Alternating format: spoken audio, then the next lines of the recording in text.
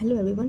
सो कल तो मैं वीडियो अपलोड नहीं कर पाई थी क्योंकि कल मेरा कॉलेज का एग्जाम था, कल लास्ट पेपर था मेरा। और आज 14 नवंबर 2025 को मैं बस molecular basis of Indian calculus complete notes revise करी हूँ ऋषभ सर का और उनका ऋषभ चौबे सर का, और उनका डीपीपी बनाई हूँ। और ऑर्गेनिक केमिस्ट्री का सिर्फ लेक्चर 6 तक मैं कल परसों कर ली थी, तो उसका एक डीपीपी बचा हुआ था, सो मैं करी। पंकज सर से मैं पढ़ती हूँ। और लेक्चर 7 का आईपीएससी नोमेनक्लेचर का 7 करी हूँ।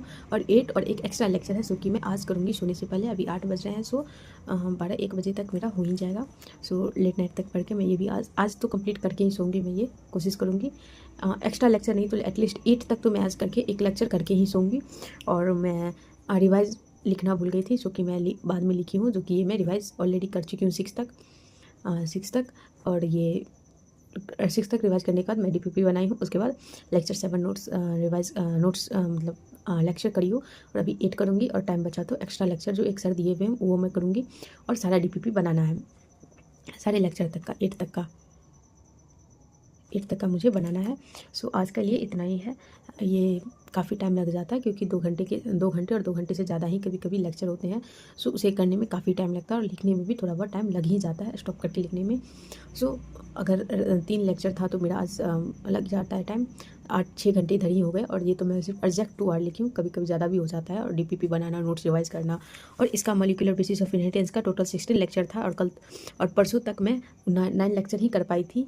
और एक लेक्चर एक्स्ट्रा भी सर लिए थे मॉलिक्यूलर बेसिस ऑफ इनहेरिटेंस में, जो कि सर प्रिंसिपल ऑफ इनहेरिटेंस वाले लेक्चर में सर लेक्चर 16 और लेक्चर 1 भी लिए थे। और इसके बाद भी होगा, दूसरे कॉपी में देखना होगा। सो प्रिंसिपल ऑफ इनहेरिटेंस वाले में से भी सर ने लिया था, उसका भी एक एक्स्ट्रा लेक्चर था। सो काफ़ी टाइम लग जाता है। और सर लास्ट वाले में उतना लिखवाए नहीं थे, सर बुक में ही मार्क करवा दिए थे। सो काफ़ी टाइम लगा रहा था। आज मैं इतना ही कर पाई हूँ। और बाकी अब तो रेगुलर मैं डेली डेज़ का मैं वीडियोज़ अपलोड करूँगी, जो भी होगा छोटा सा। बस आज के लिए इतना ही है। और अब मैं सोची हूँ जैसे ऑर्गेनिक केमिस्ट्री का आइसोमेरिज्म वाले चैप्टर स्टार्ट होंगे, सो वो करूँगी। और जेनेटिक भी मॉलिक्यूलर बेसिस ऑफ इनहेरिटेंस, क्योंकि सर ने पहले यही पढ़ाया था, ऋषभ चौबे सर। और उसके बाद ही सर पढ़ाए थे प्रिंसिपल ऑफ इनहेरिटेंस। सो मैं वो करूँगी मेंडल बाबा का। और फिर वो करने के बाद ही मैं जेनेटिक कंप्लीट होने के बाद मैं ये दोनों चैप्टर करने के बाद मैं जूलॉजी का बायोटेक वाला यूनिट करूँगी पहले, क्योंकि वो छोटा सा और मैक्सिमम चीज़ उसका याद है, सो मेरा जल्दी हो जाएगा।